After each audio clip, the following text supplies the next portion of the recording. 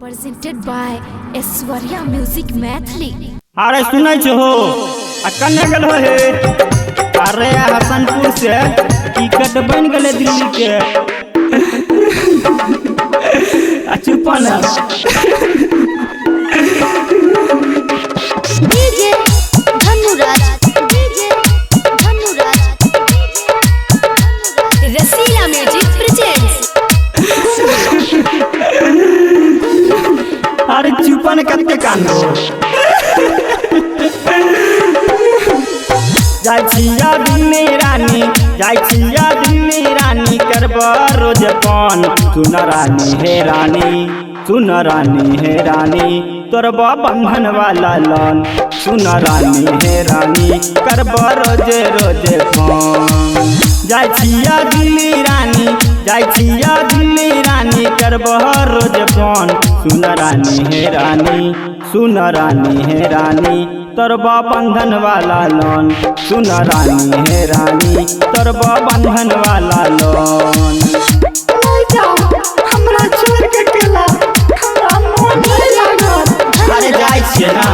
आ ध्यान तक ठीक ठाक करके हो अब फोन करबे न करबे रोज रोज रसीला म्यूजिक प्रेजेंट्स।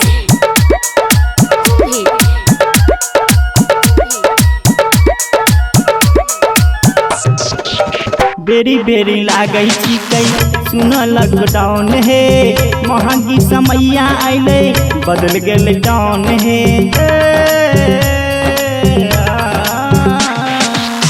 बेरी बेरी लागै छिकै सुन लॉकडाउन हे महंगी समैया आइले बदल गेल टाउन हे महीने में रूपा भेजबा तोरी है कहूँ लोन सुन रानी हे रानी तोरी है बंधन वाला लोन सुन रानी हे रानी तोरी है बंधन वाला लोन। अरे यहाँ का मिला कुछ है डीजे धनुराज